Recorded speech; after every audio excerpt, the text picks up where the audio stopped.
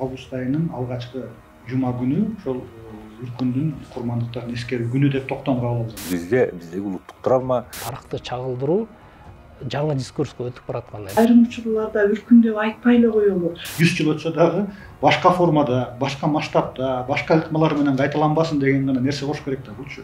Изилденип бүткөн теманы эмне үчүн сиз кайра алып жатасыз деген ушундай суроо бергенден кийин мен бүгүнкү күндө бир кайра бир артка кетенчүктөө жеке эле коомчулукта эмес, ошо илим чөйрөдө да байкалып жатат.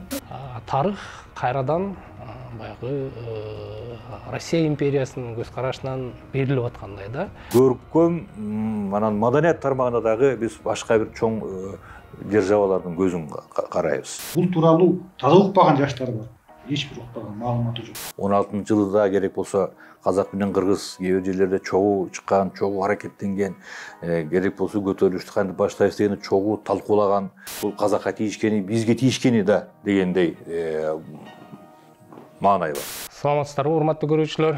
Бүгүнкү биздин берүүбүздө Үркүн темасын талкууламакчыбыз. Ан болгон мамиле кандай өзгөрүп атат, бүгүнкү саясий дискурста бул кандай талкууланып атат. Ошого биздин студиянын коноктору бүгүнкү күнү Арслан Койчиев Капай уулу, Түрки мамлекеттер уюмунун баш катчысынын төрагасынын орун басары, Гүлзада Абдалиева тарыхчы, Үркүн темасын изилдеп жүргөн адис, жана Миржан Балыбаев журналист.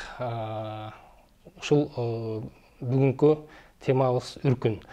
Үркүн темасын биринчи мен немеден баштайын дедим эле, мына эртең эскерүү жүрүшү болгонтат, сиз ошого катышасыз, ошол жөнүндө айтып берсеңиз биринчи, ошонуга кетсек.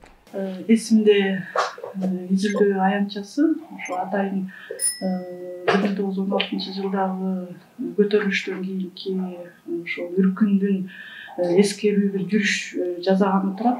Мына ошодоки жүрүш эртең 9-да өзүнүн ишин жүрүшүн баштайт.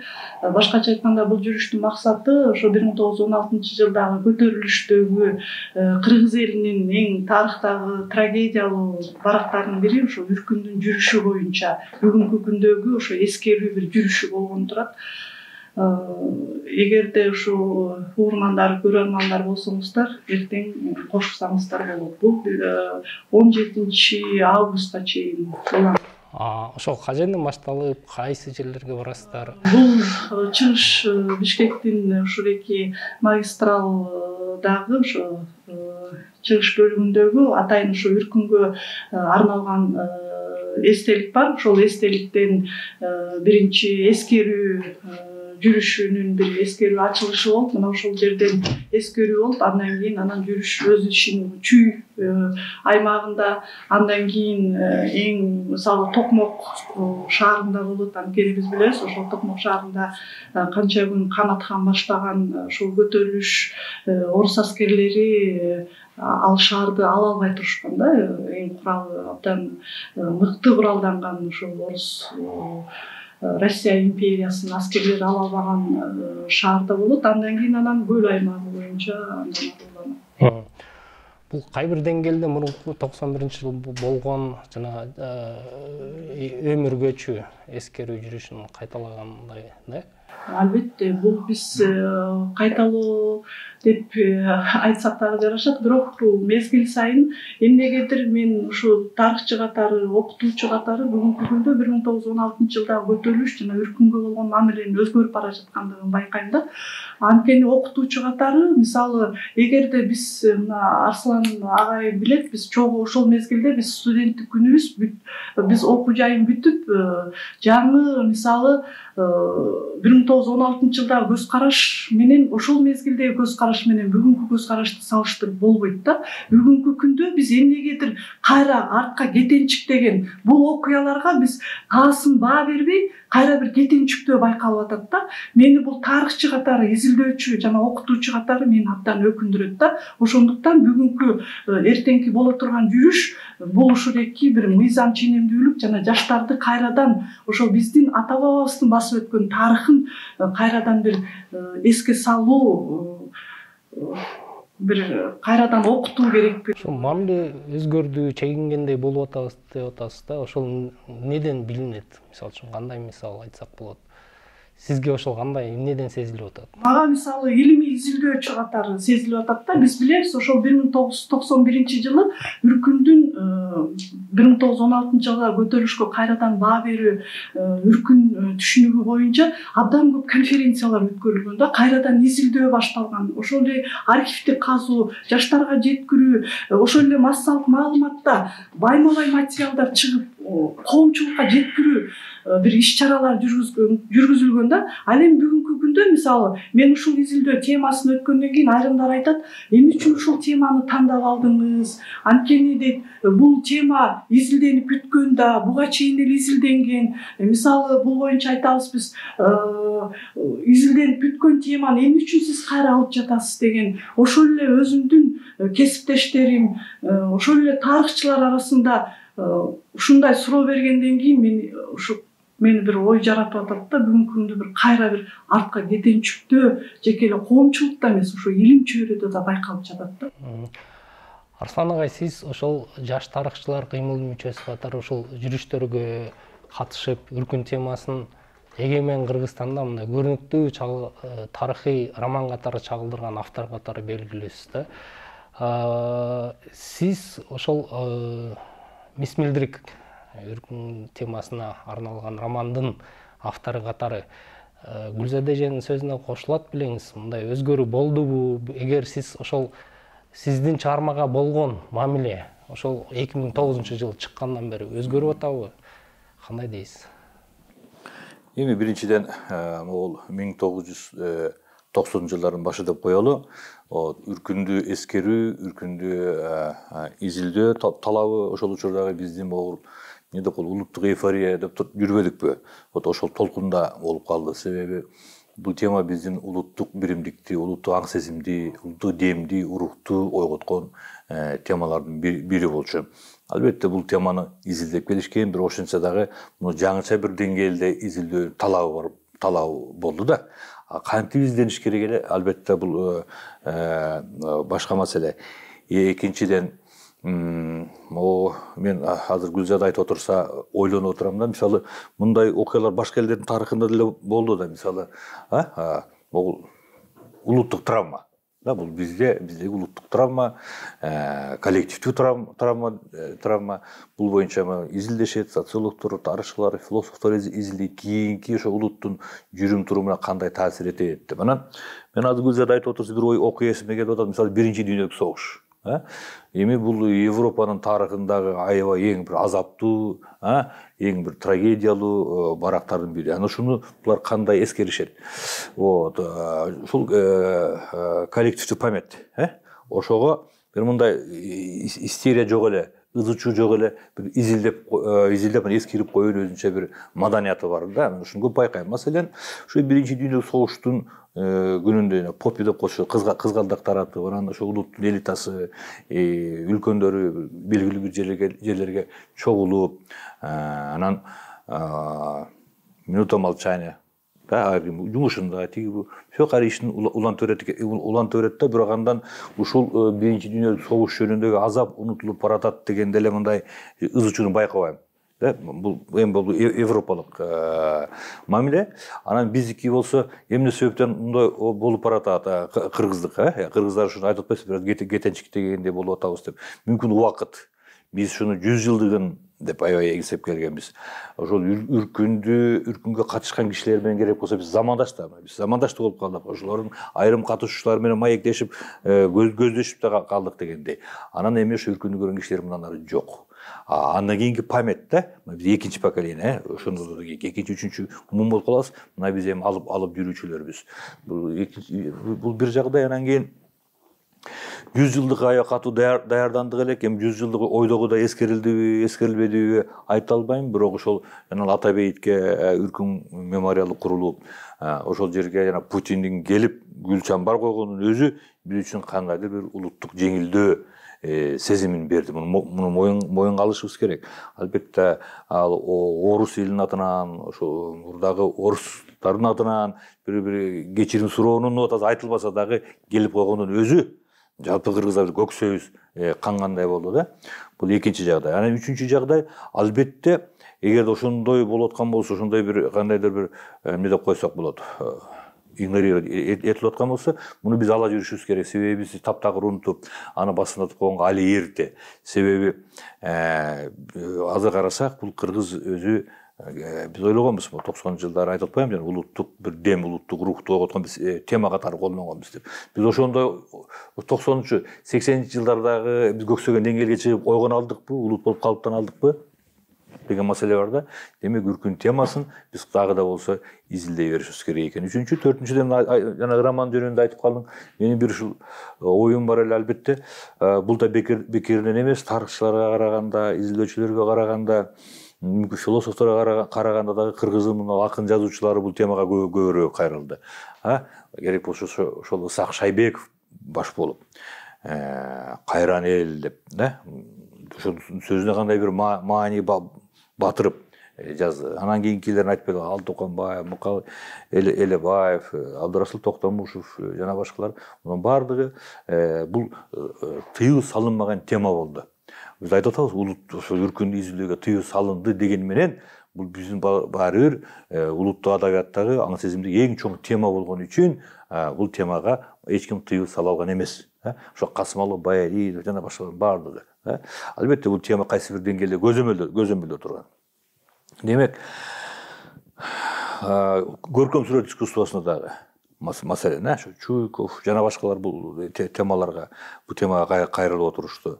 Анан бирок ойлой келгенде, ошол жетиштүү деңгээлде көркөмдүк жактан аңдалдыбы деген бир суроо бар да. Мисалы, мени ойлондурган маселе тема ошол. Ушул үркүн темасы көркөм аңдоодон жакшы өтпөй калды окшойт деген ой да, өзгөчө кино искусствосунда. Себеби мисалы каралым, Холокост темасы бул эскирбеген бир тема болуп калды да. Бул дүйнөлүк тема болуп калды. Буга кай жагынан кайрылсаң дагы улам бир жаңы өңүтү чыгып, улам бир жаңы кызыктуу өңүтүн таап чыгарып атышат. Дүйнөлүк деңгээлде келип калды. Баардык элдер суктанып көргөн кинолор тартылып атат. Ал эми Кыргыз айдыгында андай кино тартыла элек. Ошол себептен мен ойлойм, бул тема биз үчүн дагы да болсо актуалдуу. Бул дайыр жагдай. Анан да айтып кое турган сөз, ошол Холокост темасы, мисалы, Холокостко катышпаган кишилер деле тартып атпайбы? Алар деле жазып, изилдеп атышпайбы, туурабы? Демек, кыргызда деле ошондой болуп уланыш керек го. Мени көп кишилер айтып калышат, мен үркүнгө катышкан эмесмин. Үркүн болуп өткөн жерлерден алысыраак жерде туулуп өскөм дегендей да. Бирок биздин муун, бизден кийинки муун дагы бул темага баары кайрыла бериш керек. Эс тутумду медиа чөйрөдө чалдырып келаткан адис катары сиз ушул биз чегинип баратабыз деген ойго кошуласызбы? Толугу менен кошулам. Эң башкысы эми мындай караганда жетиштүү деп айта албайм, бирок таза эле изилдөөлөр, илимий изилдөөлөр, архивдер менен иштөө, мындай илимий макала иретинде муну жарыялоо болуп жатат да. Ал жагынан кемчилик бар десек жаңылышпайбыз, жок, жаңылышабыз. Эми андан ары качса да көп чыгат да. Мына Гүлзар айымдын макаласын жакында эле мына ошол 2016 ошол 5-6 жыл чыкканда окудум жакында эле. Бул жагынан эми иш жүрүп жатат. Анан бирок массалык аң сезимге унуттурбай эстетип туруу жагынан чын эле массалык аң сезим. Мен анткени илимий макалаларды баары окубайт да. Журналисттер баары окубайт. Анан массалык аң сезим азыркы жаңы каражат, жаңы ыкма менен жайылтуу ошол жака аксап жатат да. Мына мен толугу менен кошулам. Массалык адабиятта мына Ажардан баштап, мына Аслан агай айтып кетти, баардык советтик, бирок ал советтик көз караштан, таптык көз караш менен чагылдырылган болчу да. Үркүн темасы бул эми көбүнчө негизинен баягы падышалык Россияны жексурдук көрсөтүп, анан негизинен баягы элдин кыйналганын тарткан азабы. Андан кийинкиси мына бир аракет 92-91 жылы Дооронбек Садырбаев Алматылык Кайран эл деген фильм тасма тарткан экен, аны биз көрбөй калдык. Мисалы, мен анда жаш өспүрүм элем, Бишкекте 1-2 жолу көрсөтүлгөндөн эле тыюу салынып турат тасма.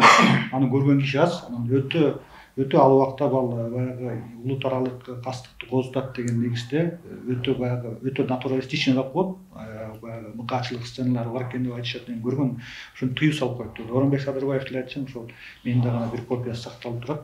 депчи. Ошол болду. Анан кийин мына жөө ошол убактагы өмүр жүрүшү 91-92 жылы мына Бишкектен баштап. Анан мына менин аналогисте журналист жогорку кеңеште иштеши элем 2008 же болбосо 2008 жылы жогорку кеңеш токтом кабыл алып, ушул август айынын алгачкы жума күнү ошол Үркүндүн курмандыктарын эскерүү күнү деп токтом кабыл алган. Бул расмий мамлекеттик деңгээлде кабыл алынган биринчи чечим болчу да. Ошондо дагы ошол Россиянын тышкы иштер министрлиги бир билдирүү жасаган болчу. Бул эки тараптуу кызматташууга, мындай орусча айтканда это контрпродуктивно для двусторонних отношений. Мындай контрпродуктивдүү нерсе деп гана бир айткан, мындай катуу деле мындай нааразычылык болгон эмес, бирок айтар сөзүн айткан да. Анан 2016 жылдагы 100 жылдыкка арналган иш-чаралар да. Ошо менен эле чын деле бул айтып атпаймынбы? Муну эстетип туруу деген десек, бул кек сактоо, мындай унутпаш керек, өч алыш керек деген максат эмес. Буну эстетип өзүбүзгө дагы, анан ошол Үркүнгө күнөөлүү болгон тараптын мураскерлери да ошол тарапка да эстетип унуттурбай туруунун себеби бул мындай нерсе кайталанбасын. Ушундай башка кийинки баягы 100 жыл өтсө дагы башка формада, башка масштабта, башка ыкмалар менен кайталанбасын деген гана нерсе болуш керек да булчу. Бирок тилекке каршы ошондой эскертип туруунун, ошо кайсы бир тараптын ушуга моюндай тоң моюндук кылып уккусу келбей жатканын себебинен мына кесепеттерин азыр эл аралык масштабта көрүп жатабыз да. Бул баягы эс тутум дегендин нерсеси ошо да. Мына Асылнагай жакшы мисал айтып кетти го, биринчи дүйнөлүк согушта курмандыктарын кантип эскерет. Ошол эле мисалы экинчи дүйнөлүк согуштун кандай өткөнүн мына Бельгиядагы муга тарых сабагында өткөн тарых сабагына кандай эскеришет айтып беришкен да. Ошо окуучуларда аттагы бир конкреттүү бир аскердик рота, Бельгия аскеринин басып өткөн жолун. Мына мынча киши баратып, мына бу жерден буга кабылып өлдү, атышып, дагы мынчасы өлдү, мынчасы минага жарылып өлдү, акыры 2-3 адам жетти деп туруп, конкреттүү мисал иретинде бул ура героика кылып мындай шаңдуу, даңктуу жол эмес, бул деген кайгы, бул деген жоготуу деп ошентип эскертип турса, андай нерсе кайталанбайт экен да. Ошол жагынан алганда чынында эле ушул керек да, кечишпей турат. Медиа мейкиндикте, мисалы азыр эми ыкмалар көп да, азыр телени көрбөйт, китепти деле мында адабий чыгармаларды деле окугандар аз, адабий чыгарма жетиштүү эле, бирок ушуну ушинтип подкаст түрүндөгү анимация кылып жаш мында аябай демилгелүү жаштар бар, кыргыз тарыхын баягы 4-5 мүнөттүк анимация кылып жасап чыгарып аткан балдар бар да, бирок аларга жакшы консультация берип мындай балансты сактап ошентип неметсе, YouTube'да, ошол эле TikTok, ошол Instagram аркылуу жайылтып эскертип турса, ошонун баарын колдонушубуз керек да. Анан эми быйыл мамлекеттик деңгээлде кандай болду, бул эскерилеби, мындай жөн эле бир билдирүү жасалабы? Бул эми мамлекеттик деңгээлде эле жылына бир жолу эскерип коюу бул жетишсиз да. Бизде баягы бул масштабтуу анан абдан кылдаат неметиш керек да. Мисалы кылдаат дегенде бул чынында эле бул тараптан бул конкреттүү бир режимдин, конкреттүү ошол кездеги режимдин кылганы деп туруп ошентип айтса, бул баягы кекти, өчүш сезимин мындай козуткан нерсе болбой, бирок ошол учурда билип жүрүп, мына Асылнагай айткандай биздин улуттук травмабыз, улуттук комплексибиз бар да. Мына ошол 16-жыл, андан кийинки колхоздоштуруу, коллективдештирүү, анан репрессиялар, ошентип отуруп эле чынында эле баягы бир илгери бир тарыхчы Илимпоз агай айткан экен, биз баары ушундай үңкү баш көзүбүздү көрүп мындай неме өйдө карай албаган болуп калдык, анткени биздин улут ошондой кылып койду депчи. Ошол травмабызды ачып мындай неметсек, анан кийин бир нерсе көзүбүз ачылмактыр да, анткени өзүбүздүн баягы ички баягы оор комплексибиздин себебин билбей эле, бирок эмнегедир ошондойбуз да. Ошону билип алсак жакшы болмок. Анан азыркы күндө эми кандай кылсак деле баары бир буйта өтө албайбыз го. Азыркы ошол СССРдин курамына кирген мурунку эки өлкө, там Россия менен Украина согуш болуп атат да. Эми ал согуш маалыматтык согуш менен дагы коштолуп атат.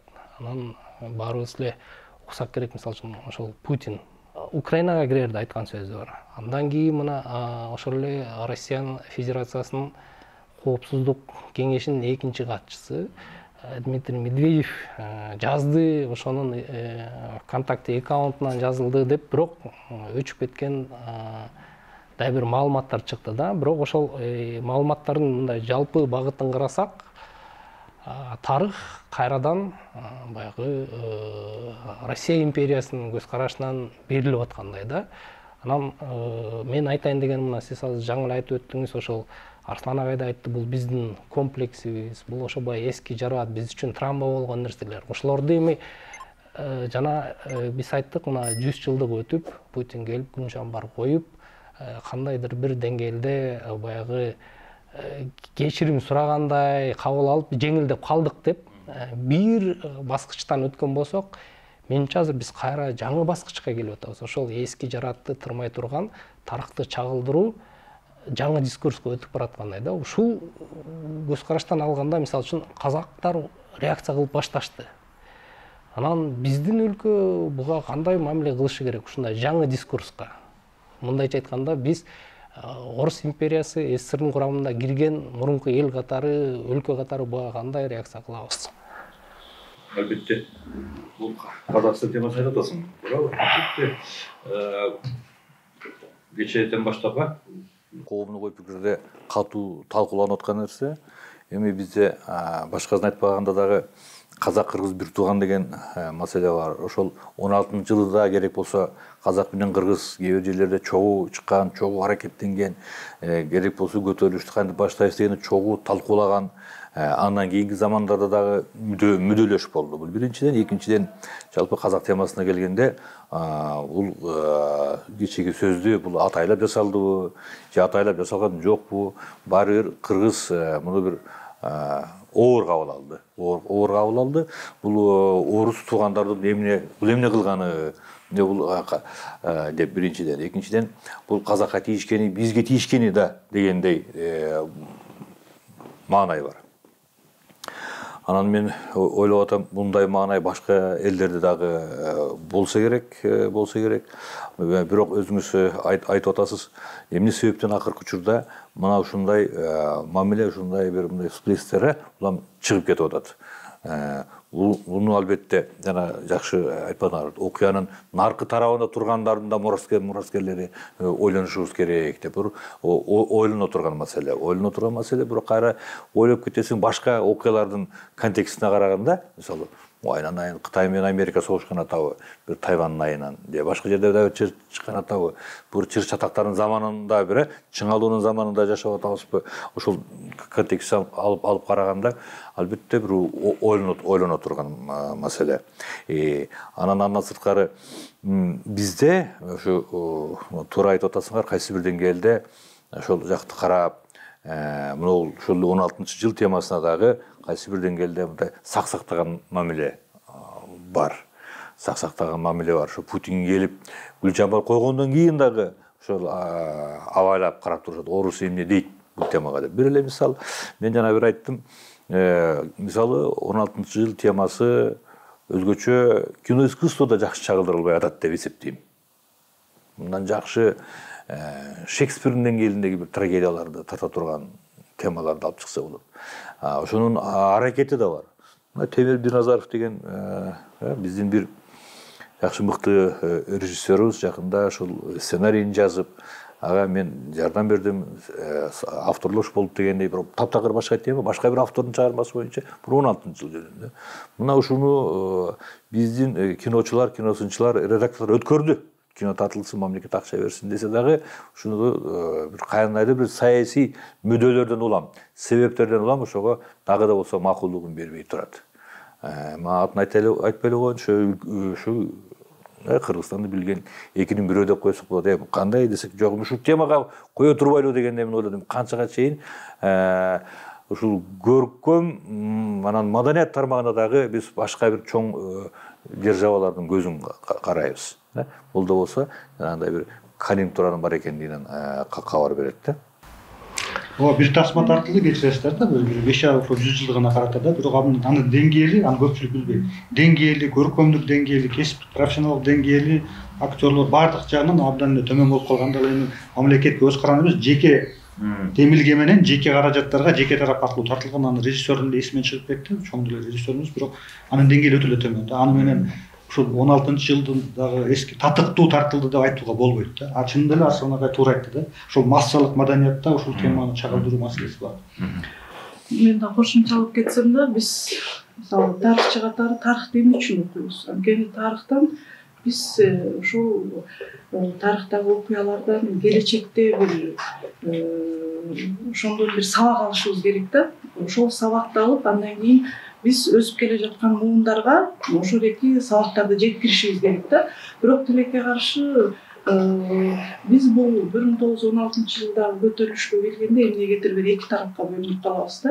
Бир тарап Арслан агай да айтты, бир тарап мисалы коллективный память деп атпайбыз, бул коллективный память бул эч убакта бул жоголбойт экен да.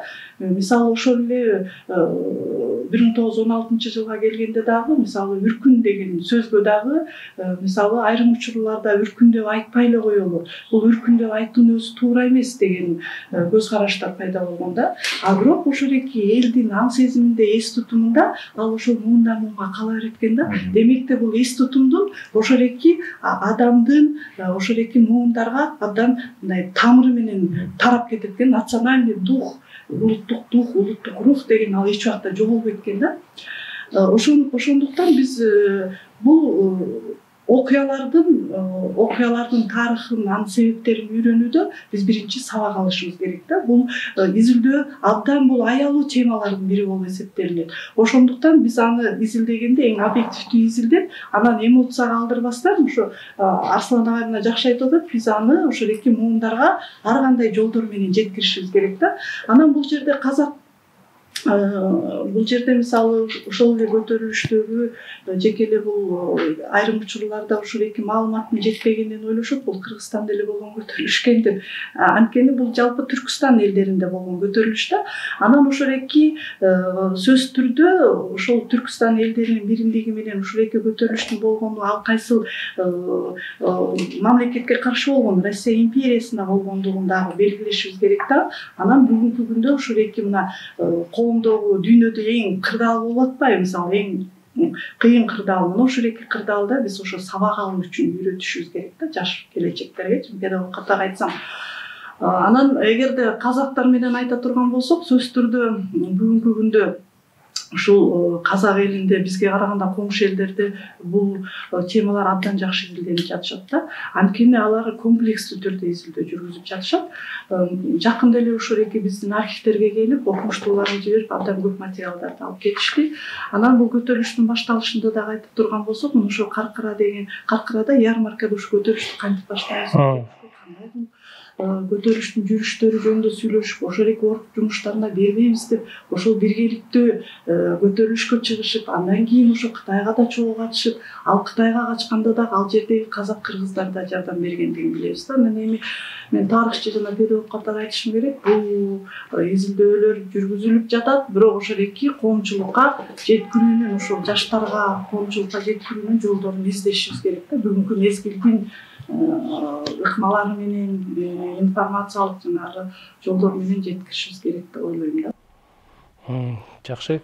Анан ошол үркүндүн баягы расмий аталган себептердин бири катары баягы фронтко мобилизациялоо. Анан ошол элдерди, мисалы үчүн кыргыздарды фронтко барбайт, баягы айыл чарба иштерине тартылат десе түшүнбөй деле болбой ошо көтөрүлүш чыгарылган деп айтылат да.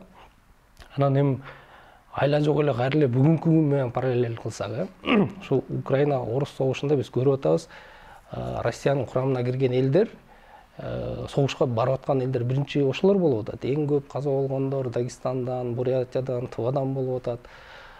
Мен ойлойм, ушул кандайдыр бир деңгээлде биз деле ошондой болуп, мындай чоң согушту биз агесте мындай китептен окусак, азыр эми баягы ошол китепте окуган нерсени көзүбүз менен көргөндөй болуп атам да.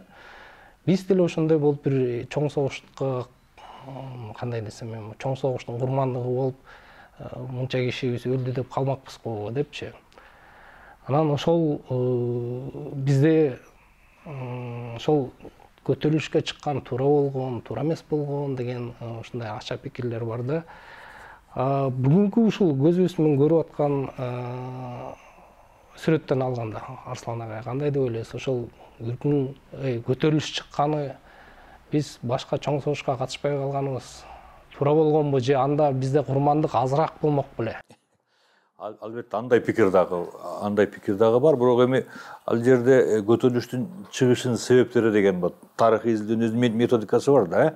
Ал согушка чакыруу, анан жанагы мобилизация бул түрткү болду, шылтоо болду. Чынында бул ошол кыргыз коомундагы орус оторчулугуна каршы нааразылыктын ушу бышып жетилгендигинен гана кабар берет да. Ал эми жанагы согушка чакыруунун өзү триггер деп коет го. Түрткү гана болду, бул бир. Анан албетте ал жагынан да кээде ойлойсуң, мүмкүн ошол жанагындай көтөрүлүштүн чыгышына себептер болбогондо, жанагынтип оторчулуктун кесепеттери оор болбогондо, мүмкүн кыргыздар катышмактыр ошол барып, анча бир 10 миң, 20 миң жоокер бермек көп болсо, андай дагы ушундай айтып аткандар ой жүгүрткөндөр бар, бирок баары көтөрүлүш болмокко дейм. Себеби бул көтөрүлүштү жалаң эле кыргыздар баштаган жок, бул жалпы кыргыздын гана көтөрүлүшү эмес да бул. Бул Орто Азия элдеринин орус оторчулугуна каршы согушага казактар, түркмөндөр, тажиктер, өзбектер да катышпады. Демек, жалпы Борбор Азия боюнча орус оторчулугунун кесепеттери ушунчалык оор тийген. Элди эзүүнүн деңгээли ушунчалык тереңдигинде жаңгап аткандан көтөрүлүп чыкты.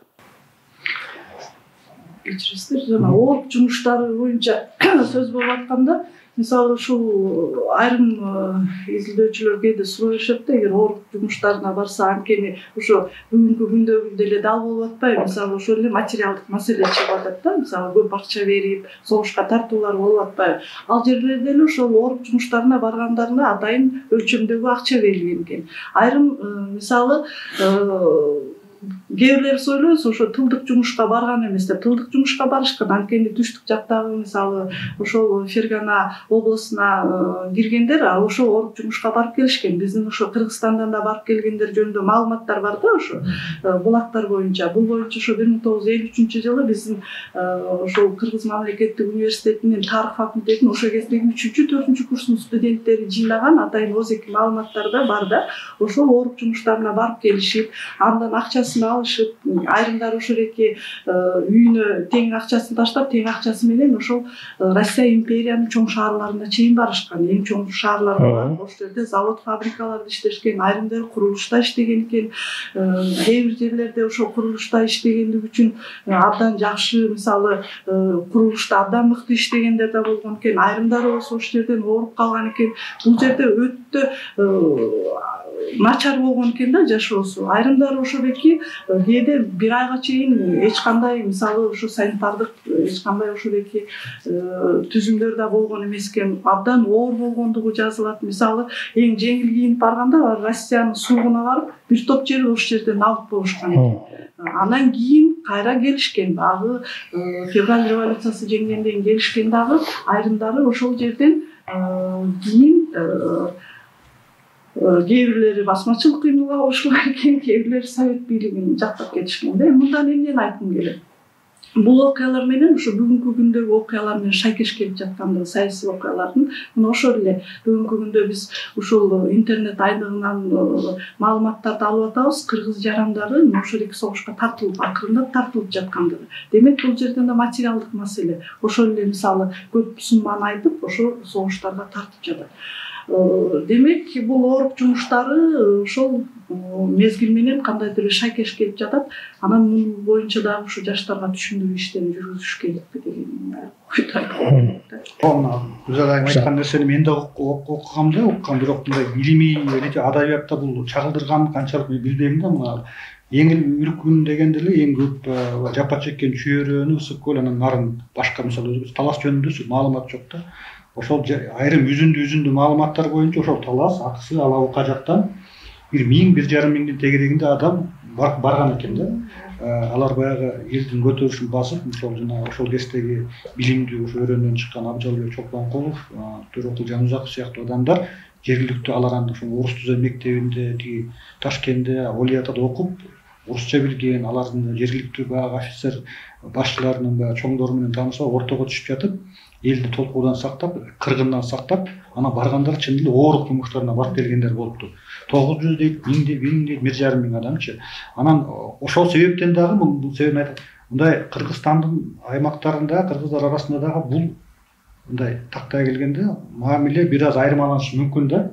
Şimdi абдан жапа чеккендер, өзгөчө ошо үркүндү көргөндөр да, мен мисалы ошо биякта окуп, Кыргызстандан шогул окуйбуз да. Алар айтып, чоң апа чоң энелеринен чоң аталарын укканда чын эле да мындай алардан биринчи да абдан чоң кыргын, абдан чоң зөөкөрлүк, зулумдук көргөн аймактарда болгон экен.